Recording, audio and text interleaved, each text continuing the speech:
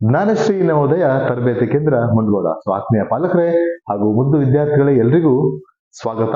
So last ವಿಡಿಯೋದಲ್ಲಿ ಗುರಿ ಎಡೆಗೆ ನಡೆ ಒಂದು ಅಲ್ವಾ, ನಾವು ಗಣಿತ ಪಾಠವನ್ನ ಮಾಡಿದ್ವಿ. ಸೊ ಲಾಸ್ಟ್ ವಿಡಿಯೋದಲ್ಲಿ ನೀವು ತುಂಬಾ ಚೆನ್ನಾಗಿ ಗಣಿತ ಪಾಠವನ್ನ ಕೇಳಿದ್ದೀರಾ ಅಂತ ಅನ್ಕೋತೇನೆ. ಪ್ರಮುಖವಾದ 5 ಪ್ರಶ್ನೆಗಳು ಎಕ್ಸಾಮ್ಗೆ ತುಂಬಾ ಇಂಪಾರ್ಟೆಂಟ್ ಆಗಿರುತ್ತೆ ಆಯ್ತಾ. ಅದನ್ನ ನಿಮ್ಮ ಜ್ಞಾನಕ್ಕೋಸ್ಕರ ನೀವು ನೀಟಾಗಿ ಕಲ್ತ್ಕೊಳ್ಳಿ. ಹಾಗೆ ಇವತ್ತಿನ ದಿನ ಒಂದು ಹೊಸ ವಿಡಿಯೋ ಜೊತೆಗೆ ನಾನು ಮತ್ತೆ ತಿರ್ಗಾ ಬಂದಿದ್ದೇನೆ, ನಿಮ್ಮ ಯೋಗಿ ಸರ್. ಹಾಗೆ ನಮ್ಮ ಇವತ್ತಿನ 5 ಪ್ರಶ್ನೆಗಳು ಯಾವುದು ಅಂತ ನೋಡೋಣ ಬನ್ನಿ.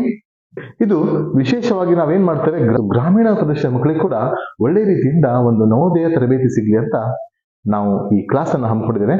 ಉಚಿತವಾದ ಯೂಟ್ಯೂಬ್ ತರಬೇತಿ ಇದಾಗಿದೆ. ನೀವು ನಿಮ್ಮ ಗೆಳೆಯರು ಕೂಡ ಇದನ್ನ ಶೇರ್ ಮಾಡಿ. ಹಾಗೆ ತುಂಬಾ ಚೆನ್ನಾಗಿ ನೋಡ್ಕೊಳ್ಳಿ. ಒಂದ್ಸಲ ಅರ್ಥ ಆಗಿದ್ರೆ ಒಂದು 5 ರಿಂದ 10 ಸಲ ವಿಡಿಯೋನ ನೋಡಿ, ತುಂಬಾ ಚೆನ್ನಾಗಿ ಅರ್ಥ ಆಗುತ್ತೆ. ಹಾಗೆ ಬರುವ ಎಲ್ಲಾ ಪ್ರಶ್ನೆಗಳು ಕೂಡ ನಮ್ಮ ಎಕ್ಸಾಮ್ಗೆ ತುಂಬಾ ಇಂಪಾರ್ಟೆಂಟ್ ಆಗಿರುತ್ತೆ. ಜನವರಿ 18 ಡೇಟ್ ನ ಮರಿಬಾರದು. ಹಾಗಾದ್ರೆ ಬನ್ನಿ, ಗುರಿ ಎಡೆಗೆ ನಡೆಗೆ ಭಾಗ 2 ಗಣಿತದ ಇವತ್ತಿನ ಪ್ರಮುಖವಾದ 5 ಪ್ರಶ್ನೆಗಳು ಯಾವುದೇ ಅಂತ ನೋಡೋಣ ಬನ್ನಿ. ಮೊದಲನೇ ಪ್ರಶ್ನೆ ಇದೆ ನೋಡಿ. ಅ park is 1500 meters long and 750 meters wide. A cyclist has to take 4 rounds of this park. How much time he will take at the speed of 4.5 km/h ಅಂತ ಹೇಳಿದ್ದಾರೆ. ಒಂದು ಉದ್ಯಾನವನು 1500 ಮೀಟರ್ ಉದ್ದ ಮತ್ತು 750 ಮೀಟರ್ ಅಗಲ ಇದೆ. ಒಬ್ಬ ಸೈಕ್ಲಿಸ್ಟ್ ಉದ್ಯಾನವನದ 4 ಸುತ್ತುಗಳನ್ನ ಸುತ್ತಬೇಕಾಗಿದೆ. ಅವನು ಗಂಟೆಗೆ 4.5 ಕಿಲೋಮೀಟರ್ ವೇಗದಲ್ಲಿ ಚಲಿಸಿದರೆ ಅವನು 4 ಸುತ್ತನ್ನ ಸುತ್ತಲು ತೆಗೆದುಕೊಳ್ಳುವ ಸಮಯವೆಷ್ಟು ಅಂತ ಹೇಳಿದ್ದಾರೆ. ಆಪ್ಷನ್ಸ್ ಅವಶ್ಯಕತೆ ಇಲ್ಲ ನಮ್ಗೆ, ನಾವು ಈಸಿಯಾಗಿ ಇದನ್ನ ಮಾಡ್ಬೋದು. ನೋಡಿ ಯಾವ ತರ ಮಾಡೋದು ಅಂತ. ಮೊದಲು ಪ್ರಶ್ನೆಯನ್ನ ಸರಿಯಾಗಿ ಓದ್ಕೊಳ್ಳಿ. ತುಂಬಾ ವಿದ್ಯಾರ್ಥಿಗಳು ಮಾಡೋ ತಪ್ಪೇನಂದ್ರೆ ಪ್ರಶ್ನೆನ ಸರಿಯಾಗಿ ಓದ್ಕೊಳ್ಳಲ್ಲ, ಪ್ರಶ್ನೆಗಳ ಮೇಲೆ ಸರಿಯಾದ ಕಾನ್ಸಂಟ್ರೇಷನ್ ಮಾಡಲ್ಲ, ಸರಿಯಾದ ಫೋಕಸ್ ಮಾಡಲ್ಲ. ಇದರಿಂದ ತುಂಬಾ ಹಲವು ತಪ್ಪುಗಳನ್ನ ನೀವು ಮಾಡ್ತೀರಾ. ಸೊ ಈ ತಪ್ಪು ನೀವು ಆಗ್ಬಾರ್ದು ಅಂದ್ರೆ ಪ್ರಶ್ನೆನ ಅರ್ಥ ಮಾಡ್ಕೊಳ್ಳಿ. ಈಗ ನಾನು ಕೂಡ ಪ್ರಶ್ನೆನ ಓದುವಾಗ 1 ಅಲ್ಲ 10 ಸಲ ಓದ್ಕೋತೇನೆ. ಹೇಳಿ 10 ಸಲ ಓದ್ತೇನೆ. ಸೊ ನೀವು ಎಕ್ಸಾಮ್ ಅಲ್ಲಿ ಅಟ್ಲೀಸ್ಟ್ ಒಂದು 3 to 4 ಟೈಮ್ಸ್ ಓದಿ, ಚೆನ್ನಾಗಿ ಅರ್ಥ ಆಗುತ್ತೆ. ಅರ್ಧ ಉತ್ತರ ಪ್ರಶ್ನೆಯಲ್ಲಿ ಅಡಗಿರುತ್ತೆ ಆಯ್ತಾ. ನೋಡೋಣ ನೋಡಿ. ಅ ಪಾರ್ಕ್ ಈಸ್ 1500 meter ಲಾಂಗ್ ಅಂದ್ರೆ ಒಂದು ಪಾರ್ಕ್ ಇದೆ. ನಾವು ಹಾಗಿದ್ರೆ ಒಂದು ಪಾರ್ಕ್ ನ ಡ್ರಾ ಮಾಡೋಣ ಆಯ್ತಾ. ನೋಡಿ ಒಂದು ಪಾರ್ಕ್ ಇದೆ ಅಂತ ಅವ್ರು ಹೇಳ್ತಾರಲ್ವಾ. ಸೊ ಒಂದು ಪಾರ್ಕ್ ಇದೆ ಅಂತೆ ನೋಡ, ಒಂದು ಪಾರ್ಕ್ ಇದೆ ಆಯ್ತಾ. ಸೊ ಒಂದು ಪಾರ್ಕ್ ಇದೆ, ಇಲ್ಲ ಪಾರ್ಕ್ ಚಿತ್ರ ಬಿಡಿಸ್ತೇನೆ. ಓಕೆ, ಇದು ಒಂದು ಆಯತಾಕಾರದ ಪಾರ್ಕ್ ಅಲ್ವಾ. ಸೊ ಒಂದು ಆಯತಾಕಾರದ ಪಾರ್ಕ್ ಇದೆ. ಅದರ ಉದ್ದ ಅಗಲವನ್ನು ಕೊಟ್ಟಿದ್ದಾರೆ. ಸೊ ಉದ್ದ 1500 ಮೀಟರ್ ಅಂತೆ, ಅಗಲ 750 ಮೀಟರ್ ಅಂತ ಕೊಟ್ಟಿದ್ದಾರೆ ಅಲ್ವಾ. ಸೊ ಹಾಗಾದ್ರೆ ಉದ್ದಗಲ ಕೊಟ್ಟು ಅವನೇನ್ ಮಾಡ್ತಾನಂತೆ, ಆ ಸೈಕ್ಲಿಸ್ಟ್ ಏನ್ ಮಾಡ್ತಾನೆ, ಅದರ 4 ಸುತ್ತು ಸುತ್ತಬೇಕಾಗಿದೆ. ನೋಡಿ ಸುತ್ತನ ಸುತ್ತದ ಎಲ್ಲಿಂದ ಸ್ಟಾರ್ಟ್ ಮಾಡ್ತಾನೆ, ಇಲ್ಲಿಂದ ಸ್ಟಾರ್ಟ್ ಮಾಡಿ ಸುತ್ತನ ಹೀಗೆ ಸುತ್ತಾರಲ್ವಾ, ಕರೆಕ್ಟ್ ಸುತ್ತನ. ಸೊ ನಮಗೆ ಈ ಸುತ್ತನ ಸುತ್ತದ ಅಂದ್ಕೊಳ್ಳೆ ಪಟಕ್ಕನೆ ಅರ್ಥ ಆಗುತ್ತೆ, ಆಯತದ ಸುತ್ತಾತೆ. The question is about the perimeter of the rectangle ಅಲ್ವಾ. ಈಸಿಲಿ ಗೊತ್ತಾಗುತ್ತೆ ನಿಮ್ಗೆ. So the given the length and breadth is given. So ಬರ್ಕೋಣ ಏನೇನ್ ಕೊಟ್ಟಿದ್ದಾರೆ ಅಂತ ಹೇಳಿ ಅಲ್ವಾ. ಸೊ ಲೆಂತ್ ಇಸ್ ಗಿವನ್, ಉದ್ದವನ್ನ ಕೊಟ್ಟಿದ್ದಾರೆ. ಉದ್ದ ಇಸ್ ಈಕ್ವಲ್ ಟು 1500 ಮೀಟರ್ ಅಂತೆ. ಸೊ ಹಾಗೆ ಬ್ರೆತ್ ಅಗಲವನ್ನ ಕೊಟ್ಟಿದ್ದಾರೆ. ಅಗಲ 750 ಮೀಟರ್ ಅಂತೆ. So the cyclist has to take 4 rounds of a park. ಪ್ರಶ್ನೆಯಲ್ಲಿ ಏನ್ ಕೊಟ್ಟಿದ್ದಾರೆ, ಇದಿಷ್ಟು ಕೊಟ್ಟಿದ್ದಾರೆ. How much time he will take. So ಹಾಗಾದ್ರೆ ಅವರು ಕೇಳಿರೋದು ಟೈಮ್ ಎಷ್ಟು ಅಂತ ಆಯ್ತಾ. ಎಷ್ಟು ಸಮಯವನ್ನು ತೆಗೆದುಕೊಳ್ತಾನೆ. ಹಾಗಾದ್ರೆ 4 ಸುತ್ತು ಸುತ್ತಲಿಕ್ಕೆ ಅವನು ಎಷ್ಟು ಸಮಯವನ್ನ ತೆಗೆದುಕೊಳ್ಳುತ್ತಾನೆ ಅನ್ನೋದು ಪ್ರಶ್ನೆ. ಜೊತೆಗೆ ಅವನ ವೇಗವನ್ನ ಕೊಟ್ಟಿದ್ದಾರೆ ಅಲ್ವಾ. The speed is 4.5 km/h. ಗಂಟೆಗೆ ಅವನು 4.5 ಕಿಲೋಮೀಟರ್ ಪ್ರತಿ ವೇಗದಲ್ಲಿ ಸಾಕ್ತಾನೆ. ಸೊ ನೋಡಿ, ಸೊ ಸ್ಪೀಡ್ ಕೊಟ್ಟಿದ್ದಾರೆ, ನಾನು ಮೆನ್ಷನ್ ಮಾಡ್ತೇನೆ ಇಲ್ಲಿ. ಸ್ಪೀಡ್ ಇಸ್ ಈಕ್ವಲ್ ಟು ವೇಗ ಇಸ್ ಈಕ್ವಲ್ ಟು 4.5 km/ಗಂಟೆ. ಸೊ ಅಂದ್ರೆ ಒಂದು ಗಂಟೆಗೆ ಅವನ ಸಾಮರ್ಥ್ಯನು 4.5 ಕಿಲೋಮೀಟರ್ ದೂರದಷ್ಟು ಅವನು ಆರಾಮಾಗಿ ಹೋಗ್ಬೋದು. ಸೊ ಹಾಗಾದ್ರೆ ಅವನಿಗೆ ಇದರ 4 ಸುತ್ತು ಹಾಕ್ಲಿಕ್ಕೆ ಎಷ್ಟು ಹೊತ್ತು ತಗೋತಾರೆ ಅಂತ ಕೇಳಿದರೆ, ನಾನು ತುಂಬಾ ಸಿಂಪಲ್ ಆಗಿ ಸಾಲ್ವ್ ಮಾಡ್ತೇನೆ. ತುಂಬಾ ಫಾರ್ಮುಲಾಸ್ ಎಲ್ಲ ಹಾಕಿ ತುಂಬಾ ಇದನ್ ಮಾಡಲ್ಲ, ಸಿಂಪಲ್ ಆಗಿ ಸಾಲ್ವ್ ಮಾಡ್ತೇನೆ ನೋಡಿ. ಸೊ ಫಸ್ಟ್ ಏನ್ ಮಾಡೋಣ, ಇದರ ಸುತ್ತಳತೆ ಕಂಡುಹಿಡಿಯೋಣ. What is the perimeter of rectangle. ಈ ಆಯತದ ಸುತ್ತಳತೆ ನಾವು ಕಂಡುಹಿಡಿಯೋಣ. ಸುತ್ತಳತೆ ಆದ್ಮೇಲೆ ಒಂದು ಸುತ್ತಳತೆ. ಸೊ ಹಾಗಾದ್ರೆ ಸೈಕ್ಲಿಸ್ಟ್ಗೆ ಒಂದು ಸುತ್ತು ಸುತ್ತಲಿಕ್ಕೆ ಎಷ್ಟು ಸಮಯ ಬೇಕಾಗುತ್ತೆ ಅಂತ ನೋಡೋಣ ಆಯ್ತಾ. ಸೊ ಇದರ ಸುತ್ತಳತೆ ಬಂದ್ಬಿಟ್ಟು ಏನ್ ಮಾಡ್ಬೇಕು, ಇವಾಗ ಸುತ್ತಳತೆ ಬೇಕಂದ್ರೆ ನೋಡಿ, ಸುತ್ತಳತೆ ಬೇಕು ಅಂತ ಹೇಳಿದ್ರೆ ನಾವು ಹಾಕ್ತೇವೆ ಆಯತದ ಸುತ್ತಳತೆ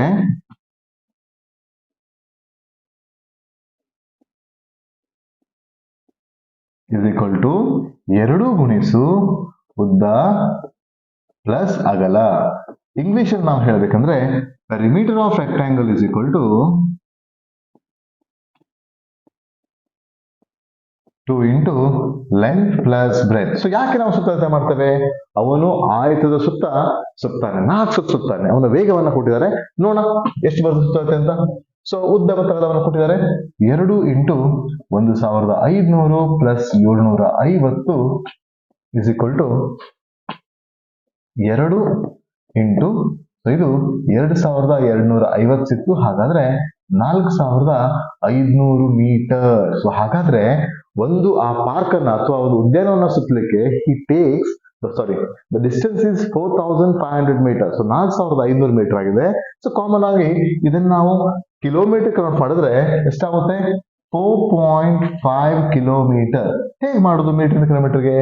1 kilometre is equal to 1000 metre ಅಲ್ವಾ? ನೋಡಿ, 1 kilometre is equal to 1000 metre. ಹಾಗಾದ್ರೆ ನಾವು ಕಿಲೋಮೀಟರ್ ಇಂದ ಮೀಟರ್ ಮಾಡುವಾಗ ಮಲ್ಟಿಪ್ಲೈ ಬೈ 1000 ಮಾಡ್ತೇವೆ, ಮೀಟರ್ ಇಂದ ಕಿಲೋಮೀಟರ್ ಮಾಡುವಾಗ ಡಿವೈಡ್ ಬೈ 1000 ಮಾಡ್ತೇವೆ. ಸೊ ನಾ ಇದೇನ್ ಮಾಡಿದೆ ನೋಡಿ, ಇಲ್ಲಿ 4500ಕ್ಕೆ ನಾನು ಏನ್ ಮಾಡ್ತೇನೆ, 1000 ಇಂದ ಡಿವೈಡ್ ಮಾಡ್ತೇನೆ. ನಿಮ್ಗೆ ಗೊತ್ತಿದೆ 3 0 ಇದ್ರೆ 3 ದಶಾಂಶಕ್ಕೆ ಬಿಂದು ಕೊಡ್ತೀರಾ. ಸೊ 4.5 ಕಿಲೋಮೀಟರ್ ಆಗುತ್ತೆ. ಇದನ್ನ ನೀವು ತುಂಬಾ ಚೆನ್ನಾಗಿ ಕಲ್ತಿದ್ದೀರ ಅನ್ಕೋತೇನೆ. ಸೊ ಹಾಗಾದ್ರೆ ನೋಡಿ, ಅವನ ವೇಗ ಎಷ್ಟಿದೆ? ಗಂಟೆಗೆ 4.5 ಕಿಲೋಮೀಟರ್ ಹೋಗ್ತಾನಂತೆ. ಹಾಗಾದ್ರೆ ಒಂದು ಸುತ್ತು ತಗೊಳ್ಳಿಕ್ಕೆ ಅವನಿಗೆ ಎಷ್ಟು ಕಾಲಾವಕಾಶ ಬೇಕಾಗಿದ್ರೆ? ಸೊ ಒಂದು ಸುತ್ತಿಗೆ ಅವನಿಗೆ ಬೇಕಾಗಿರೋ ಕಾಲಾವಕಾಶ 1 ತಾಸು ಅಲ್ವಾ? ಸೊ ಒಂದು ಸುತ್ತಿಗೆ 1 ತಾಸು. ನಾ ಬರೀತೇನೆ, 1 round is equal to 1 hour ಬೇಕು. ಹಾಗಾದ್ರೆ 4 ರೌಂಡ್ಸ್ಗೆ ಎಷ್ಟು ಬೇಕಾಗುತ್ತೆ? 4 ರೌಂಡ್ಸ್ಗೆ 4 hour. ತುಂಬಾ ಸಿಂಪಲ್ ಆಗಿ ನಮಗೆ ಆನ್ಸರ್ ಗೊತ್ತಾಗುತ್ತೆ. ಇಲ್ಲ ಅಂದ್ರೆ ಇದನ್ನ ಏನ್ ಮಾಡ್ಬೇಕಾಗುತ್ತೆ? ಇನ್ನೂ ಕೂಡ ಒಂದು ಬೇಗ ಹೇಳ್ತೇನೆ. ಒಟ್ಟು ದೂರ 4 ಸುತ್ತಿಗೆ ಎಷ್ಟು ದೂರ ಆಗುತ್ತೆ ನೋಡಿ, 4.5 ಇಂಟು 4 ಮಾಡಿ ಎಷ್ಟಾಗುತ್ತೆ? 18 ಸಿಗುತ್ತೆ. 18 ಕಿಲೋಮೀಟರ್ ಅಂತ ಇಟ್ಕೊಂಡು ವೇಗವನ್ನ ಹಾಕಿ ನೀವು ಕಾಲದ ಫಾರ್ಮುಲಾ ಕೂಡ ಹಾಕ್ಬೋದು. Time is equal to distance by speed ಅಂತ ಹಾಕಿ, distance is 18 kilometre, speed is 4.5 kilometre. 4.5 ಇಂದ 18 ಡಿವೈಡ್ ಮಾಡಿದಾಗ ಸಿಗೋದು ನಿಮ್ಗೆ 4 hours. ಸೊ ಸಿಂಪಲ್ ಆಗಿ ಯೋಚನೆ ಮಾಡ್ತೇವೆ, 4.5 ಕಿಲೋಮೀಟರ್ ಇದೆ ಒಂದು ಸುತ್ತಿಗೆ. ಅವನ ಸಾಮರ್ಥ್ಯ ಏನು? 1 ಗಂಟೆಗೆ 4.5 ಕಿಲೋಮೀಟರ್ ಹೋಗ್ತಾನೆ. ಸೊ ಹಾಗಾದ್ರೆ ಒಂದು ಸುತ್ತು ಸುತ್ತಲಿಕ್ಕೆ ಅವನಿಗೆ ಬೇಕಾಗಿರೋ ಸಮಯ 1 ಗಂಟೆ. 4 ಸುತ್ತು ಸುತ್ತಾನೆ, 4 ಗಂಟೆ. ನಮ್ಮ ಆಪ್ಷನ್ ಡಿ ಯಲ್ಲಿದೆ, ಆಪ್ಷನ್ ಡಿ 4 hours. ತುಂಬಾ ಸಿಂಪಲ್ ಆಗಿದೆ, ಸರಿಯಾಗಿ ಅರ್ಥ ಮಾಡ್ಕೊಳ್ಳಿ. ಇದನ್ನ ಇನ್ನೂ ತುಂಬಾ ಲೆಂದಿ ಮಾಡ್ಬೋದು, ಆದ್ರೆ ಪರೀಕ್ಷೆಯಲ್ಲಿ ನಮಗೆ ತುಂಬಾ ಕಡಿಮೆ ಸಮಯ ಇರುತ್ತೆ. ನೀವು ಎಷ್ಟು ಯೋಚನೆ ಮಾಡ್ತೀರಾ ಅಷ್ಟು ಬೇಗ ಆನ್ಸರ್ ಬರುತ್ತೆ. ನಿಮಗೆ ಈ ಸೊಲ್ಯೂಷನ್ ಇಷ್ಟ ಆಗಿದೆ ಅನ್ಕೋತೇನೆ. ಇಷ್ಟ ಆಗಿದ್ರೆ ನಮ್ಮ ವಿಡಿಯೋನ ನಿಮ್ಮ ಇತರ ಗೆಳೆಯರಿಗೆ ಶೇರ್ ಮಾಡಿ. ಅರ್ಥ ಆಗಿಲ್ಲ ಅಂದ್ರೆ ಪದೇ ನೋಡಿ. ಹಾಗೆ ನಮ್ಮ 2ನೇ ಪ್ರಶ್ನೆಗೆ ಹೋಗೋಣ ಬನ್ನಿ. ಓಕೆ, 2ನೇ ಪ್ರಶ್ನೆ ಇಲ್ಲಿದೆ ನೋಡಿ. ಪ್ರಶ್ನೆನ ಸರಿಯಾಗಿ ಓದಿ. ಪ್ರಶ್ನೆ ತುಂಬಾ ಚೆನ್ನಾಗಿದೆ. How many bricks will be required for a wall 8 meter long, 6 meter high and 22.5 centimeter thick if each brick measures 25 centimeter into 11.25 centimeter into 6 centimeter. ಪ್ರತಿ ಇಟ್ಟಿಗೆ ಅಳತೆ 25 ಸೆಂಟಿಮೀಟರ್, 11.25 ಸೆಂಟಿಮೀಟರ್ ಹಾಗೂ 6 ಸೆಂಟಿಮೀಟರ್ ಆಗಿದ್ರೆ 8 ಮೀಟರ್ ಉದ್ದ, 6 ಮೀಟರ್ ಎತ್ತರ, ಜೊತೆಗೆ 22.5 ಸೆಂಟಿಮೀಟರ್ ದಪ್ಪವಿರುವ ಗೋಡೆ ಕಟ್ಟಲು ಎಷ್ಟು ಇಟ್ಟಿಗೆಗಳು ಬೇಕಾಗುತ್ತೆ? ನೋಡಿ, ಒಂದ್ ಹೇಳ್ತೇನೆ, ನಿಮಗೆ ಏನಾದ್ರೂ ಎಕ್ಸಾಮ್ ಅಲ್ಲಿ ಈ ತರ ಗೋಡೆ ಕಟ್ಟಲಿಕ್ಕೆ ಎಷ್ಟು ಇಟ್ಟಿಗೆ ಬೇಕಾಗುತ್ತೆ ಅಂತ ಪ್ರಶ್ನೆ ಬಂದ್ರೆ ನಿಮ್ಗೆ ಗೊತ್ತಿರ್ಲಿ, ಗೋಡೆ ಎಷ್ಟು ದಪ್ಪ ಇರುತ್ತಲ್ವಾ, ಅದಕ್ಕೆ 3 ಆಯಾಮ ಇರುತ್ತೆ. Wall having 3 dimension. there is a length, there is a breadth and there is a width ಅಂತ ಹೈಟ್ ಮತ್ತೆ ಇರುತ್ತೆ. ಲೆಂತ್, ವಿಡ್ತ್ ಅಂಡ್ ಹೈಟ್ ಅಂತ ಇರುತ್ತೆ. ಉದ್ದ ಇರುತ್ತೆ, ಅಗಲ ಇರುತ್ತೆ, ಎತ್ತರ ಇರುತ್ತೆ. ಸೊ ಹಾಗಾದ್ರೆ ನೀವು ಗೋಡೆ ಅಥವಾ ಇಟ್ಟಿಗೆಗಳು ಆ ತರ ಪ್ರಶ್ನೆ ಬಂದಾಗ ಇದು ಘನಫಲದ ಪ್ರಶ್ನೆ ಆಗಿರುತ್ತೆ. This is a question about the volume. So ಹಾಗಾದ್ರೆ ಈ ಪ್ರಶ್ನೆ ಓದ್ತಾ ನಿಮ್ಗೆ ಅರ್ಥ ಆಗ್ತಿರ್ಬೇಕು. ಇದು ನಮ್ಮ ಆಯತದ ವಿಸ್ತೀರ್ಣ ಘನಫಲದ ಪ್ರಶ್ನೆ ಆಗಿದೆ. ಸೊ ಆಯತ ಘನಫಲ ಏನು ಅಂತ ಮಾಡೋಣ. ಹೀಗೆ ಇಟ್ಟಿಗೆಗಳ ಸಂಖ್ಯೆನ ಕೇಳಿದ್ರೆ ನೋಡಿ ಏನ್ ಹೇಳಿದಾರೆ, ಒಂದು ಗೋಡೆ ಇದೆ ಅಂತೆ, ಇಟ್ಟಿಗೆ ಇದೆ ಅಂತೆ. ಸೊ ಆ ಗೋಡೆಯನ್ನ ಈ ಸೈಜ್ ನ ಇಟ್ಟಿಗೆಗಳಿಂದ ಕಟ್ಟಲಾಗಿದೆ, ಹಾಗಾದ್ರೆ ಆ ಗೋಡೆ ಕಟ್ಟಲಿಕ್ಕೆ ಈ ಅಳತೆಯ ಎಷ್ಟು ಇಟ್ಟಿಗೆಗಳು ಬೇಕಾಗುತ್ತೆ ಅಂತ ಕೇಳಿದರೆ, ಸೊ ನಾವು ಪ್ರಶ್ನೆ ಏನೇನು ಬಂದಿದೆ ಅದನ್ನ ಬರ್ಕೊಳ್ಳೋಣ. Let us write down the things from the question first, later will discuss the answer. Okay, so ನಾವು ಫಸ್ಟ್ ಬರೀದ್ದೇನೆ, ಏನೇನು ಕೊಟ್ಟಿದ್ದಾರೆ ಬರ್ಕೊಳ್ಳಿ ಅದನ್ನ. Okay, first they give the size of wall. Size of wall, ಗೋಡೆಯ ಅಳತೆ. ಗೋಡೆಯ ಅಳತೆಯನ್ನ ಕೊಟ್ಟಿದ್ದಾರೆ. ಏನು ಗೋಡೆಯ ಅಳತೆ? ನೋಡಿ, ಗೋಡೆ ಅಳತೆ 8 ಮೀಟರ್ ಉದ್ದ, 6 ಮೀಟರ್ ಎತ್ತರ. ಸೊ ನಾ ಬರೀತೇನೆ. ಸೊ ಇದನ್ನ ಉದ್ದ ಇಂಟು ಅಗಲ ಇಂಟು ಎತ್ತರದಲ್ಲಿ ನಾ ಬರೆದು ಬಿಡ್ತೇನೆ, ಆಯ್ತಾ? ಸೊ ಅವ್ರು ಕೊಟ್ಟಿದ್ದಾರೆ ಉದ್ದ ಎಷ್ಟಂತೆ 8 ಮೀಟರ್ ಇದೆ ಅಂತೆ. ಸೊ 8 ಮೀಟರ್ ಇಂಟು ಅಗಲ ಎಷ್ಟಿದೆ? ಅಗಲವನ್ನ ಥಿಕ್ ಅಂತ ಕೊಡ್ತಾರೆ. ಸೊ 22.5 ಮೀಟರ್ ಅಂತ ಕೊಡ್ತಾರೆ. ಹಾಗೆ ಎತ್ತರ ಎಷ್ಟಿದೆ? ಎತ್ತರ 6 ಮೀಟರ್ ಇದೆ ಅಂತ ಅವ್ರು ಹೇಳ್ತಾರೆ, ಆಯ್ತಾ? ಇದು ಗೋಡೆಯ ಅಳತೆ. ಸೊ ಇದು ಗೋಡೆಯ ಅಳತೆನ ನಾವು ಬರೆದಿದ್ದೇವೆ ಕರೆಕ್ಟ್ ಆಗಿ ನೋಡಿ. ಹಾಗೆ ಇಟ್ಟಿಗೆ ಅಳತೆ ನೋಡೋಣ. Size of brick. Size of brick. Size of brick ಏನಂತಾರೆ ನೋಡಿ, ಅದು 25 ಸೆಂಟಿಮೀಟರ್ ಇಂಟು 11.25 ಇಂಟು 6 ಸೆಂಟಿಮೀಟರ್. ಹಾಗಂದ್ರೆ ಅದು ಉದ್ದ ಅಗಲ ಎತ್ತರನೇ ಆಗುತ್ತೆ. ನಾನು ಬರೀತೇನೆ 25 centimetre into 11.25 centimetre into 6 centimetre ಇದೆ, ಕರೆಕ್ಟಾ? ಸೊ ಹಾಗಾದ್ರೆ ಇದು ಇಟ್ಟಿಗೆಯ ಅಳತೆ. ನಾನು ಬರೆದು ಬಿಡ್ತೀನಿ, ನಿಮಗೆ ಕನ್ಫ್ಯೂಷನ್ ಆಗೋದು ಬೇಡ. ಇಟ್ಟಿಗೆಯ ಅಳತೆ. ಸೊ ಹಾಗಾದ್ರೆ ನೀವೇನ್ ಮಾಡ್ಬೇಕಾಗುತ್ತೆ? ಸೊ ನೆನಪಿರ್ಲಿ, ಈ ಗೋಡೆಗೆ ಎಷ್ಟು ಇಟ್ಟಿಗೆ ಬೇಕಾಗುತ್ತೆ, ನಂಬರ್ ಆಫ್ ಬ್ರಿಕ್ಸ್ ಅಂತ ಕೇಳಿದಾಗ ಸಿಂಪಲ್ ಒಂದು ಫಾರ್ಮುಲಾ ಹೇಳ್ಕೊಡ್ತೇನೆ. ಸೊ ಏನ್ ಮಾಡ್ಬೇಕು ಅಂದ್ರೆ ನೋಡಿ, number of bricks is equal to volume of wall divided by volume of brick. ಈ ಸಿಂಪಲ್ ಫಾರ್ಮುಲಾ ಹಾಕಿದ್ರೆ ನಿಮ್ಗೆ ಎಷ್ಟು ಇಟ್ಟಿಗೆ ಬೇಕಾದ ಗೊತ್ತಾಗುತ್ತೆ. ಸೊ ನಾನು ಈ ಫಾರ್ಮುಲಾನ ಕನ್ನಡದಲ್ಲೂ ಕೊಡ್ತೇನೆ. ಇಟ್ಟಿಗೆಗಳ ಸಂಖ್ಯೆ is equal two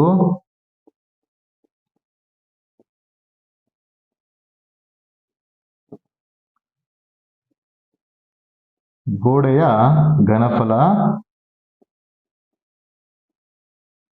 divided by ಇಟ್ಟಿಗೆಯ ಘನಫಲ.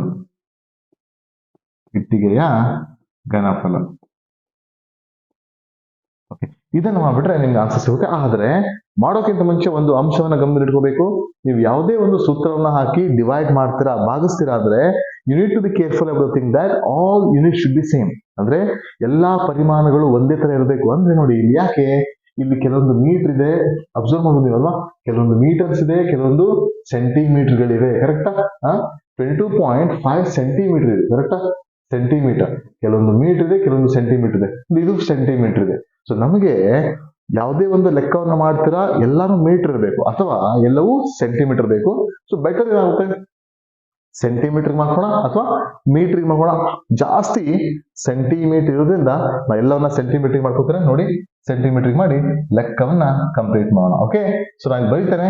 ಹಾಗಾದ್ರೆ 8 ಮೀಟರ್ 8 ಮೀಟರ್ ಅಂದ್ರೆ 800 ಸೆಂಟಿಮೀಟರ್ ಆಗುತ್ತೆ. ಸೊ 6 ಮೀಟರ್ ಅಂದ್ರೆ 600 ಸೆಂಟಿಮೀಟರ್ ಆಗುತ್ತೆ. ಸೊ ಇವೆರಡು ಅಳತೆ ಸೆಂಟಿಮೀಟರ್ ಸಿಕ್ಕರೆ ಬಾಕಿಯನ್ನೆಲ್ಲ ಹಾಕ್ಬೋದು. ಗೋಡೆ ಅಳತೆ ಎಷ್ಟಿದೆ ನೋಡಿ, ಸೆಂಟಿಮೀಟರ್ ಮೀಟರ್ ಮಾಡೋಲ್ಲ, ಯಾವ್ದು ಮಾಡಿರೋದಿಲ್ಲ. ಸೊ ಈಸಿಯಾಗಿ ನಾವು ಸೆಂಟಿಮೀಟರ್ ಮಾಡೋಣ. So 8 metre 800 into 22.5 into 6 metre ಇದೆ, 600 ಸೆಂಟಿಮೀಟರ್ ಆಗುತ್ತೆ. ಡಿವೈಡೆಡ್ ಬೈ, ಸೊ 25 ಸೆಂಟಿಮೀಟರ್ ಇದೆ ಇಟ್ಟಿಗೆ ಇರುತ್ತೆ. 25 ಇಂಟು 11.25 ಇಂಟು 6 ಇದೆ. ಈಗ ಇದನ್ನು ಈಸಿಯಾಗಿ ನೀವು ಕ್ಯಾನ್ಸಲೇಷನ್ ಮಾಡಿ. ಹೇಗೆ ಕ್ಯಾನ್ಸಲೇಷನ್ ಮಾಡ್ತಾರೆ ನಿಮ್ಮ ಮೇಲೆ ಡಿಪೆಂಡ್ ಆಗುತ್ತೆ. ಸೊ ನಾನು ಈಸಿಲಿ ಕ್ಯಾನ್ಸಲೇಷನ್ ಮಾಡ್ತೇನೆ. 25 1s 25, 3s 75 ಆಗುತ್ತೆ, 5 ಉಳಿತೆ. ಸೊ 5 ಉಳಿದ್ರೆ 25 2s, ಸೊ 32 ಆಯ್ತು. ನೆಕ್ಸ್ಟ್ ಇಲ್ಲಿಂದ 6 1s 600. ಸೊ ಆಲ್ಮೋಸ್ಟ್ ಕ್ಲಾರಿಫೈ ಆಗಿದೆ.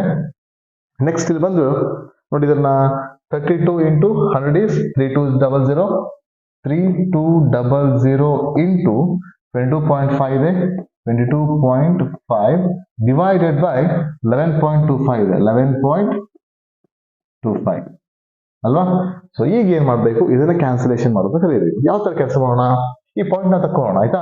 ಈ ಪಾಯಿಂಟ್ ಹೋಗ್ಬೇಕಂದ್ರೆ ಯೂಶಲಿ ನಾವೇನ್ ಮಾಡ್ತೇವೆ, ಈ 11.25 2 ಡೆಸಿಮಲ್ ಇದೆ.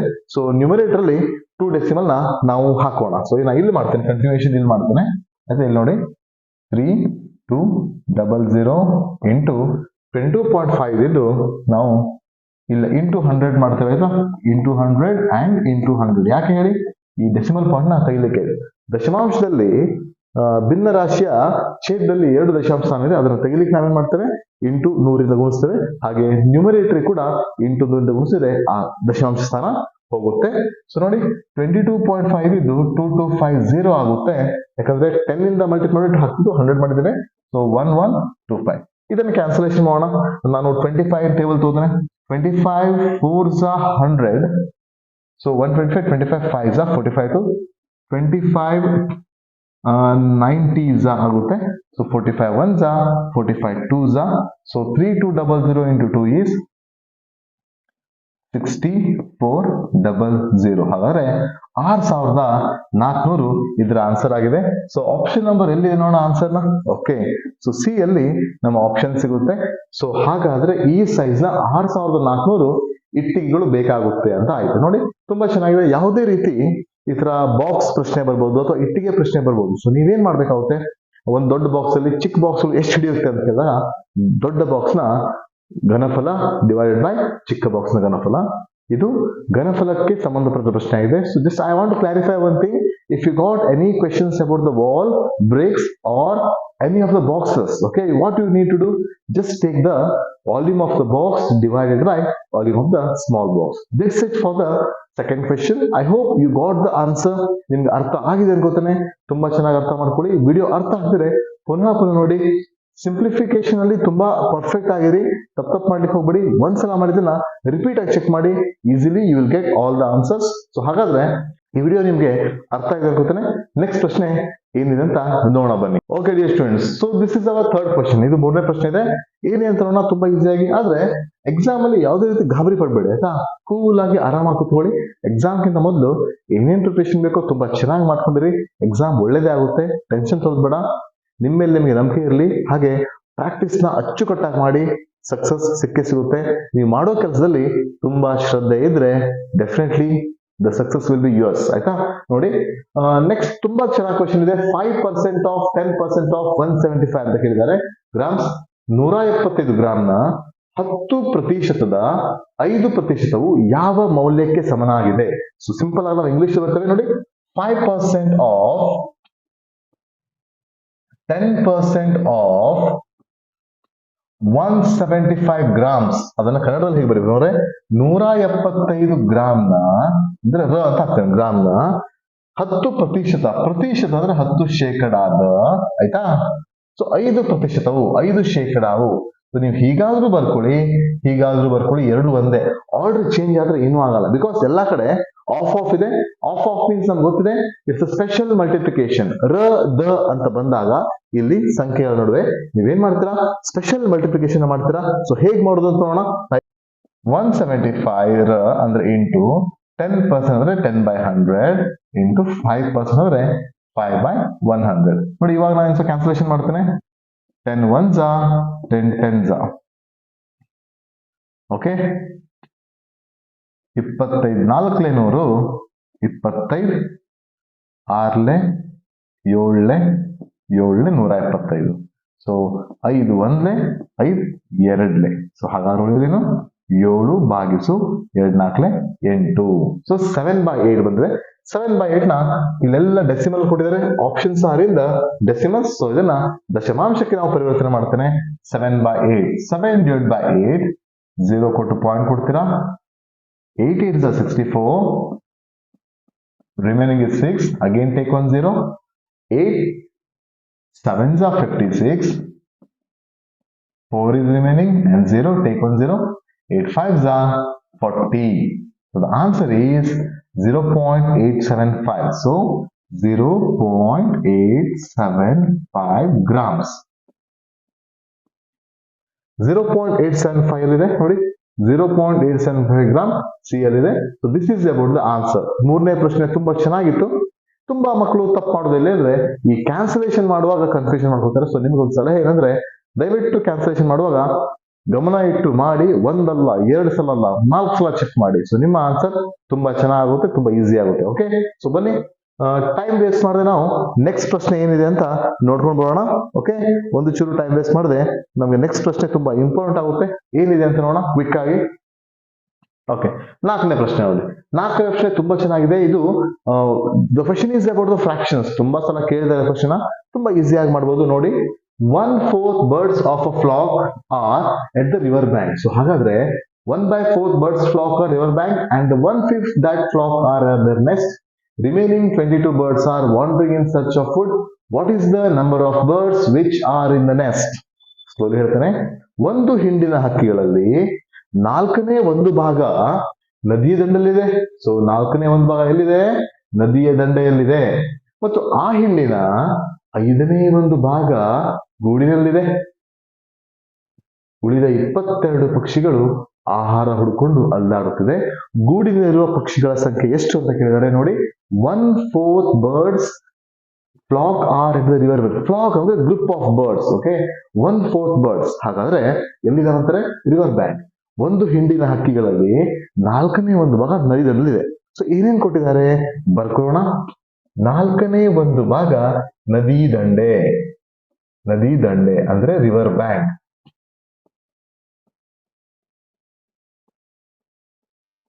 ಓಕೆ, ನೆಕ್ಸ್ಟ್ ಏನ್ಬಿಟ್ಟಿದ್ದಾರೆ? 1/5 of that flock are the nest. So 1/5 5ನೇ ಒಂದು ಭಾಗ ಗೂಡಲ್ಲಿದೆ. ಗೂಡು, ನೆಸ್ಟ್ ಅಲ್ಲಿ ಇದಾವೆ.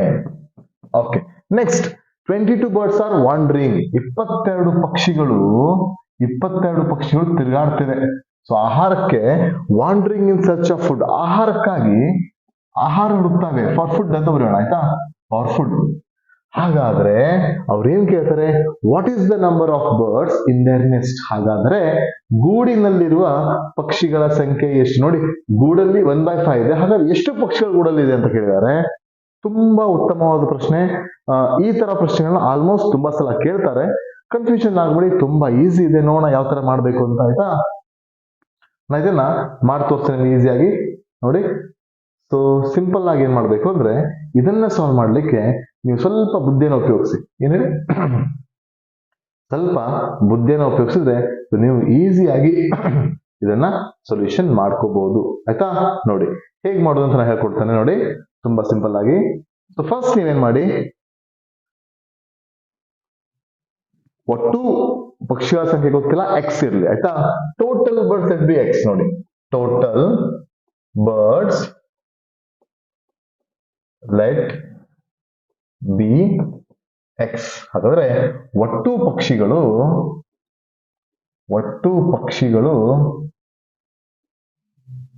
ಎಕ್ಸ್ ಇರಲಿ. ಒಟ್ಟು ಪಕ್ಷಿಗಳು ಎಕ್ಸ್ ಇರಲಿ ಅಂದ್ರೆ ಹಾಗಾದ್ರೆ ಒಟ್ಟು ಪಕ್ಷಿಗಳ ಸಂಖ್ಯೆ ಕೊಟ್ಟಿದ್ದಾರೆ. ಯಾವ್ಯಾವ ಪಕ್ಷಿ ಎಲ್ಲೆಲ್ಲಿದೆ ಅದನ್ನ ಕೂಡಿಸಿ ಎಕ್ಸ್ ಅಲ್ಲಿ ಕಳೆದ್ಬಿಟ್ರೆ ಒಂದು ಈಕ್ವೇಶನ್ ರೆಡಿ ಮಾಡ್ಬಿಟ್ರೆ ಆನ್ಸರ್ ಸಿಕ್ಬಿಡುತ್ತೆ. ಕ್ವಿಕ್ ಆಗಿ ಮಾಡೋಣ. ಸೊ ಹಾಗಾದ್ರೆ ನೋಡಿ 1/4. ಹಾಗಾದ್ರೆ ಒಟ್ಟು ಪಕ್ಷಿಯ 1/4 ಅಂತ ಹೇಳಿದರೆ ಸೊ 1/4 ಆಫ್ ಎಕ್ಸ್ ಅಂತ ಆಗುತ್ತೆ. ಇದು ಎಲ್ಲಿದೆ? ನದಿ ದಂಡಲ್ಲಿದೆ. Okay, so 1/5 of X, 1/5 of X ಗೂಡಲ್ಲಿದ್ದಾವೆ. ಹಾಗೆ 22 ಪಕ್ಷಿಗಳು ಎಲ್ಲಾ ಸೇರಿದ್ರೆ ಎಕ್ಸ್ ಆಗ್ಬೇಕು. ಇದು ಒಂದು ಇಕ್ವೇಶನ್. ಈ ಇಕ್ವೇಶನ್ ನೀವು ಕ್ರಿಯೇಟ್ ಮಾಡ್ಕೊಂಡ್ರೆ ಈಸಿಯಾಗಿ ಎಕ್ಸ್ ಬೆಲೆ ಸಿಗುತ್ತೆ. ಎಕ್ಸ್ ಬೆಲೆ ಅಂದ್ರೆ ಒಟ್ಟು ಪಕ್ಷಿಗಳು ಸಿಗುತ್ತೆ. ಒಟ್ಟು ಪಕ್ಷಿಗಳು ಸಿಕ್ಕರೆ ಸೊ ನಿಮ್ಗೆ ಕೇಳಿದ್ದು ಗೂಡಿನಲ್ಲಿರುವ ಪಕ್ಷಿಗಳ ಸಂಖ್ಯೆ ಎಷ್ಟು. We can easily find out how many birds are in the nest. ನೋಡೋಣ ಈಸಿಯಾಗಿ ಮಾಡೋಣ. ಇದು ಹೇಗೆ ಬಂತು ನೋಡಿ. 1/4 ಆಫ್ ಟೋಟಲ್ ಅಂತ ಹೇಳ್ತಾರೆ. ಸೊ ಆಫ್ ಎಕ್ಸ್ ಅಂತ ನಾನು ಹಾಕ್ತೇನೆ. ಸೊ ನೀವು ಕೂಡ ಇದನ್ನ ಹೀಗೆ ಮೆನ್ಷನ್ ಮಾಡ್ಕೊಂಡ್ರೆ ನಿಮ್ಗೆ ತುಂಬಾ ಈಸಿಯಾಗಿ ಆನ್ಸರ್ ಸಿಗುತ್ತೆ ನೋಡಿ. 1/4 ಆಫ್ ಎಕ್ಸ್ ಅಂದ್ರೆ x/4 ಆಗುತ್ತೆ. Because 1 into x is x plus x into 1 is again x/5 plus 22 is equal to x. This is the equation. Solve ಮಾಡೋಣ ಹೇಗಂತ. ಇಲ್ಲಿ ಏನಿದೆ 1 ಇದೆ ಅನ್ಕೋಣ. 4 5 LCM ಎಷ್ಟಾಗುತ್ತೆ? 20 ಆಗುತ್ತೆ. 4 5 20. So x into 5 is 5x plus ಇದೆ 5 4 20. So x into 4 is 4x plus 1 20s are 20. So 22 into 20 is 22 2s are 44. So 440. is equal to x. This is the equation. ಆಯ್ತಾ? ಈ equation solve ಮಾಡಿದ್ರೆ we will get the answer. 20 ನ ಆ ಕಡೆ ಕಳಿಸೋಣ. 20 divide ಆಗಿದೆ. So ಆ ಕಡೆ ಹೋದ್ರೆ ಮಲ್ಟಿಪ್ಲೈ ಆಗುತ್ತೆ ನೋಡಿ. 5x plus 4x ನಾನು ಇಲ್ಲಿ ಸೊಲ್ಯೂಷನ್ ಮಾಡ್ಕೊಬಿಡ್ತೇನೆ ಆಯ್ತಾ? 5x plus 4x is what? 9x ಅಲ್ಲ? 9x plus 440 is equal to 20. ಆ ಕಡೆ ಹೋದ್ರೆ ಟ್ರಾನ್ಸ್ಪೋಸ್ ಆಗುತ್ತೆ. So 20 into x is 20x. 9x ಆ ಕಡೆ ಕಳಿಸೋಣ. ಟ್ರಾನ್ಸ್ಪೋಸ್ ಆಗಿ ಎಡಿಷನ್ ಆಗಿದೆ, ಮೈನಸ್ ಆಗುತ್ತೆ. 440 is equal to 20x minus 9x. So 440 is equal to 11x. So we'll find out the value of 11. ಇಲ್ಲಿ ಮಾಡ್ತೀನಿ ನಾನು. So 11x is equal to 440. So x is equal to 440 divided by 11. 11 ones are 11 fours are. So x value is 40. ಹಾಗಾದ್ರೆ total birds are what? So 40 birds ಇದಾವೆ. ಹಾಗಂತ answer 40 ನ ತುಂಬಾ ಜನ ತಪ್ಪಿಲ್ಲೇ ಮಾಡ್ತಾರೆ. ಏನ್ ಮಾಡ್ತೀರಾ? ಪ್ರಶ್ನೆ ಸರಿಯಾಗಿ ಓದ್ಕೊಳ್ಳಲ್ಲ. ಯಾವ್ದೋ ಹಂತಕ್ಕೆ ಯಾವ್ದೋ ಒಂದು ಆನ್ಸರ್ ಬರುತ್ತೆ, ಅದನ್ನ ಆನ್ಸರ್ ಅಂತ ಹಾಕ್ತಾರೆ. ನೋಡಿ 40 ಕೂಡ ಆಪ್ಷನ್ಸ್ ಅಲ್ಲಿ ಇದೆ. ಹಾಗಂತ 40 ಆನ್ಸರ್ ಆಗುತ್ತಾ? ಇಲ್ಲ, 40 ಆನ್ಸರ್ ಆಗಲ್ಲ. ಯಾಕೆ? ನಿಮ್ಗೆ ಕನ್ಫ್ಯೂಸ್ ಮಾಡ್ಲಿಕ್ಕೆ ಅವ್ರು ಇಡ್ತಾರೆ. ಪ್ರಶ್ನೆಯಲ್ಲಿ ಏನಿದೆ ನೋಡಿ, ಗೂಡಿನಲ್ಲಿರುವ ಪಕ್ಷಿಗಳ ಸಂಖ್ಯೆ ಎಷ್ಟು ಕೇಳಿದ್ದಾರೆ? ಒಟ್ಟು if they ask total birds, 40 is the answer. But they ask not total birds, they ask how many birds are in the nest. ಹಾಗಾದ್ರೆ ಗೂಡಿನಲ್ಲಿರುವ ಪಕ್ಷಿಗಳು ಎಷ್ಟು ಅಂತ ಕೇಳಿದ್ದಾರೆ, ಅವರು ಒಟ್ಟು ಪಕ್ಷಿಗಳನ್ನ ಕೇಳೇ ಇಲ್ಲ. ಅರ್ಥ ಆಯ್ತಾ? ಹಾಗಾದ್ರೆ ಏನ್ ಮಾಡೋಣ? ಗೂಡಿನಲ್ಲಿ ಎಷ್ಟಿದೆ? 1/5 of nest ಅಂತಿದೆ ಅಲ್ವಾ? So what is the 1/5 of x? ನಾವು ನೋಡೋಣ. 1/5 of x ವ್ಯಾಲ್ಯೂ ಏನು ಅಂತ ಮಾಡೋಣ. Therefore 1/5 of x is equal to 1/5 of means x is 40. 5 ones are 5 8s are. So our final answer is 8. ಗೂಡಲ್ಲಿರುವ ಪಕ್ಷಿಗಳ ಸಂಖ್ಯೆ 8. ಸೊ ನಮ್ಮ 4ನೇ ಪ್ರಶ್ನೆಗೆ ಉತ್ತರ ಆಪ್ಷನ್ ಡಿ ಅಲ್ಲಿದೆ ನೋಡಿ. Option D is our answer. 8 is the answer. ತುಂಬಾ ವಿದ್ಯಾರ್ಥಿಗಳಿಗೆ ಎಲ್ಲ ಮಾಡ್ಲಿಕ್ಕೆ ಬರುತ್ತೆ, ಆದ್ರೆ ತಪ್ಪು ಮಾಡ್ಬಿಡ್ತಾರೆ. ಯಾಕೆ ತಪ್ಪು ಮಾಡ್ತಾರೆ? ಯೋಚನೆ ಮಾಡಲ್ಲ, ತಪ್ಪಾಗ್ಬಿಡುತ್ತೆ. ಓಕೆ, ಸೊ ನೀವು ಹಾಗೆ ಮಾಡ್ಲಿಕ್ಕೆ ಹೋಗ್ಬಿಡಿ. ತುಂಬಾ ಚೆನ್ನಾಗಿ ಕರೆಕ್ಟ್ ಆಗಿ ಕಲ್ತ್ಕೊಂಡ್ ಮಾಡಿ. ಯಾವ್ದೇ ರೀತಿ ಕನ್ಫ್ಯೂಷನ್ ಇಲ್ಲ. ನಾನು ಹೇಳೋ ಪ್ರತಿಯೊಂದು ಅಂಶವನ್ನ ಗಮನದಲ್ಲಿ ಇಟ್ಕೊಂಡ್ರೆ ನಿಮ್ಗೆ ಡೆಫಿನೆಟ್ಲಿ ಮ್ಯಾಥ್ಸ್ ಅಲ್ಲಿ 2020 ಬರುತ್ತೆ. ನವೋದಯ ಪಾಸ್ ಆಗ್ತೀರಾ ಡೆಫಿನೆಟ್ಲಿ. ಆಮೇಲೆ ನಂಗೆ ಥ್ಯಾಂಕ್ಸ್ ಹೇಳೋದು ಮರಿಬೇಡಿ ನವೋದಯ ಪಾಸ್ ಆದ ನಂತರ. ಓಕೆ, ಸೊ ನಮ್ಮ ಕ್ಲಾಸ್ ನಿಮ್ಗೆ ಉಪಯೋಗ ಆದ್ರೆ ದಯವಿಟ್ಟು ನವೋದಯ ಪಾಸ್ ಆದ ನಂತರ ಒಂದು ವಿಷಯ ತಿಳಿಸಿ, ಸರ್ ನಿಮ್ ವಿಡಿಯೋ ನೋಡಿ ನಮ್ಗೆ ತುಂಬಾ ಹೆಲ್ಪ್ಫುಲ್ ಆಗಿದೆ ಅಥವಾ ಏನಾದ್ರು ಆಗಿದೆ, ದಯವಿಟ್ಟು ನಾವು ಸೆಲೆಕ್ಷನ್ ಆಗಿದ್ದೇವೆ, ನಮ್ಮಷ್ಟು ಖುಷಿ ಪಡೋರು ಯಾರು ಇರಲ್ಲ. ಚೆನ್ನಾಗಿ ಅಭ್ಯಾಸ ಮಾಡಿ ಒಳ್ಳೆ ರೀತಿಯಿಂದ ನೀವು ನವೋದಯ ಪಾಸ್ ಆಗಿ ಆಯ್ತು. ಇದು ಈ ಪ್ರಶ್ನೆ ಉತ್ತರ ಆಗಿತ್ತು. ಹಾಗಾದ್ರೆ ಟೈಮ್ ನ ವೇಸ್ಟ್ ಮಾಡ್ಕೊಳ್ಳದೆ ನೆಕ್ಸ್ಟ್ ಪ್ರಶ್ನೆ ನೋಡೋಣ. ಈ ಪ್ರಶ್ನೆ ಅರ್ಥ ಆಗಿದ್ರೆ ಪದೇ ಪದೇ ಪದೇ ವಿಡಿಯೋ ನೋಡಿ, ತುಂಬಾ ಈಸಿಯಾಗಿ ಅರ್ಥ ಆಗುತ್ತೆ. ನೋಡೋಣ ನೆಕ್ಸ್ಟ್ ಪ್ರಶ್ನೆ ಏನಿದೆ ಅಂತ. ಓಕೆ, ತುಂಬಾ ಈಸಿ ಆಗಿದೆ ಪ್ರಶ್ನೆ ನೋಡಿ. ಓಕೆ, ಸೊ ನೋಡಿ, find the appropriate result of the following. ಇದರ ಅಂದಾಜು ಫಲಿತಾಂಶ ಹುಡುಕಿ ಅಂತ ಹೇಳಿದ್ರೆ, ಸೊ ಅವ್ರು ಕೇಳಿದ ಅಂದಾಜು ಫಲಿತಾಂಶ. ಸೊ ನಾವು ಅಷ್ಟನ್ನು ಮಲ್ಟಿಪ್ಲಿಕೇಶನ್ ಮಾಡೋ ಅವಶ್ಯಕತೆ ಇಲ್ಲ, ಸ್ವಲ್ಪ ತಲೆ ಓಡಿಸಿ ಅಂದಾಜು ಫಲಿತಾಂಶ ಕೇಳಿದರೆ ಒಂದು ವೇದಲ್ಲಿ ಟ್ರೈ ಮಾಡೋಣ, ಈಸಿಯಾಗಿ ಸಿಗ್ಬೋದು. ಪ್ರಶ್ನೆ ಬರ್ಕೋತೆ ನೋಡಿ. 49.6 into 10.2 minus 7.1 into 29.7 minus 5.1 into 20.1. ಪ್ರಶ್ನೆ ಸರಿಯಾಗಿದೆ ನೋಡ್ಕೊಳ್ಳಿ. ನೀವು ಪ್ರಾಕ್ಟೀಸ್ ಮಾಡುವಾಗ ಪ್ರಶ್ನೆ ಸರಿಯಾಗಿದೆ ಅಂತ ನೋಡ್ಕೊಳ್ಳೋದು ತುಂಬಾ ಮುಖ್ಯವಾಗುತ್ತೆ. ತುಂಬಾ ಜನ ಆ ಪ್ರಶ್ನೆ ತಪ್ಪಬಾರ್ದು, ಸೊಲ್ಯೂಷನ್ಗೆ ತುಂಬಾ ಟೈಮ್ ವೇಸ್ಟ್ ಮಾಡ್ಕೋತಾರೆ. ಸಮಯದ ಪಾಲನೆ ತುಂಬಾ ಮುಖ್ಯ. ನಾನು ಮೊದಲನೇ ಕ್ಲಾಸ್ ಹೇಳಿದ್ದೇನೆ ಏನೇನು ಅಂಶವನ್ನ ಗಮನ ಇಟ್ಕೋಬೇಕಂತ. ನೋಡೋಣ ಹೇಗ್ ಮಾಡೋದು ಅಂತ. ಅಂದಾಜು ಕೇಳಿದಾರೆ ಆಯ್ತಾ. ಸೊ ಹೋಲ್ ನಂಬರ್ಸ್ ಅಂತ ಹೇಳ್ತಾರೆ. ಇನ್ ಹೋಲ್ ನಂಬರ್ಸ್ ಪೂರ್ಣ ಸಂಖ್ಯೆ ಹುಡುಕಿ ಅಂತ ಹೇಳ್ತಾರೆ. ನಾವು ಡೆಸಿಮಲ್ ಕ್ಯಾಲ್ಕುಲೇಷನ್ ಮಾಡೋ ಅವಶ್ಯಕತೆ ಇಲ್ಲ. ಬಾರ್ಡಮಸ್ ಲೆಕ್ಕ ಇದೆ. ನಾವು ಇದನ್ನ ಫಸ್ಟಿಗೆ ಏನ್ ಮಾಡ್ತಾನೆ, ಪೂರ್ಣಾಂಕ ಬರ್ಕೋತಾನೆ. 49.6 ಇದೆ. So that four it is 50.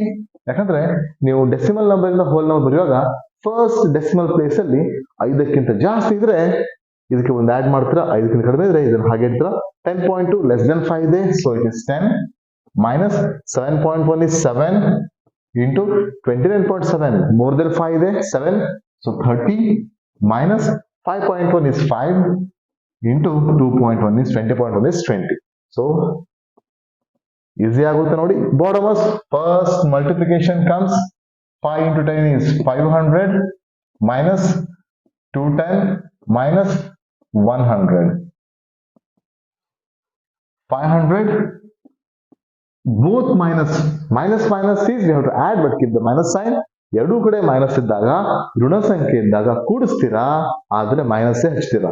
-210 -100 -310 ಆಗುತ್ತೆ. ನೋಡಿ ಹೇಗಂತ, -210 -100 ಎರಡೂ ಕಡೆ ಮೈನಸ್ ಇರ್ಬೋದು, ಅದು ಪ್ಲಸ್ ಮಾಡಬೇಕು, ಆನ್ಸರ್ಗೆ ಮೈನಸ್ ಹಚ್ಚಬೇಕು. ಸೊ 500ರಲ್ಲಿ 300 ಕಳೆದ್ರೆ ಈಸಿಯಾಗಿ ಆನ್ಸರ್ ಸಿಗುತ್ತೆ. ಸೊ 190 ನಿಮ್ಮ ಆನ್ಸರ್ ಆಗಿದೆ. So 190 is answer. ಆಪ್ಷನ್ಸ್ ಅಲ್ಲಿ ಎಲ್ಲಿದೆ ಅಂತ ಹುಡುಕ್ಬಿಡಿ. ಆಪ್ಷನ್ಸ್ ಇದೆಯಲ್ಲ, ಎಸ್, ಆಪ್ಷನ್ ನಂಬರ್ ಡಿ ಅಲ್ಲಿ 190 ಇದೆ. ಓಕೆ, ಸೊ ಹಾಗಾದ್ರೆ ನೀವೆಲ್ಲ ನಮ್ಮ ಕ್ಲಾಸ್ ನ ತುಂಬಾ ಎಂಜಾಯ್ ಮಾಡಿದ್ರಿ ಅಂತ ಅನಿಸ್ತಾ ಇದೆ. ನೋಡಿ, ಸೊಲ್ಯೂಷನ್ಸ್ ನ ಕರೆಕ್ಟ್ ಆಗಿ ನೋಡ್ಕೊಳ್ಳಿ. ಇನ್ನೂ ಒಂದ್ ಬಾರಿ ನೋಡಿ, ನಿಮ್ಗೆ ಅರ್ಥ ಆಗಿದ್ರೆ ಆರಾಮಾಗಿ ನೋಡ್ಬೋದು ಪದೇ ಪದೇ. ಸೊ ಹಾಗಾದ್ರೆ ನಮ್ಮ ಕ್ಲಾಸ್ ನ ನೀವು ಎಂಜಾಯ್ ಮಾಡಿದ್ರಿ ಅನ್ಸುತ್ತೆ. ಜ್ಞಾನಶ್ರೀ ನವೋದಯ ತರಬೇತಿ ಸಂಸ್ಥೆ. ನಮ್ಮ ವಿಡಿಯೋ ನಿಮ್ಗೆ ತುಂಬಾ ಲೈಕ್ ಆದ್ರೆ ಒಂದು ಲೈಕ್ ಕೊಡಿ. ಹಾಗೆ ನಿಮ್ಗೆ ಯಾವ್ದಾದ್ರು ಟಾಪಿಕ್ ಬೇಕಿದ್ರೆ ಕಮೆಂಟ್ ಮಾಡಿ ತಿಳಿಸಿ. ನಾವು ಮುಂದಿನ ದಿನಗಳಲ್ಲಿ ಆದಷ್ಟು ಬೇಗ ಎಕ್ಸಾಮ್ ಗಿಂತ ಮುಂಚೆ ಆ ಟಾಪಿಕ್ ನ ಮಾಡ್ಲಿಕ್ಕೆ ಪ್ರಯತ್ನ ಮಾಡ್ತೇವೆ. ನಮ್ಮ ವಿಡಿಯೋನ ನಿಮ್ಮ ಸ್ನೇಹಿತರಿಗೆ ಶೇರ್ ಮಾಡಿ, ಅವರು ಕೂಡ ಹೆಚ್ಚಿಗೆ ಜ್ಞಾನ ಪಡೀಲಿ. ಈ ಸಲ ನವೋದಯ ಎಕ್ಸಾಮ್ ನಮ್ದಾಗಿರ್ಬೇಕು, ಎಲ್ಲರೂ 100% ಸೆಲೆಕ್ಷನ್ ಆಗ್ಬೇಕು ಅಂತ ಹೇಳ್ತಾ ಇವತ್ತಿನ ವಿಡಿಯೋ ಇಲ್ಲೇ ಮುಗಿಸಿದ್ದೇನೆ. Thank you. ನಿಮ್ಮ ಯೋಗಿ ಸರ್. ಬಾಯ್. ಧನ್ಯವಾದಗಳು.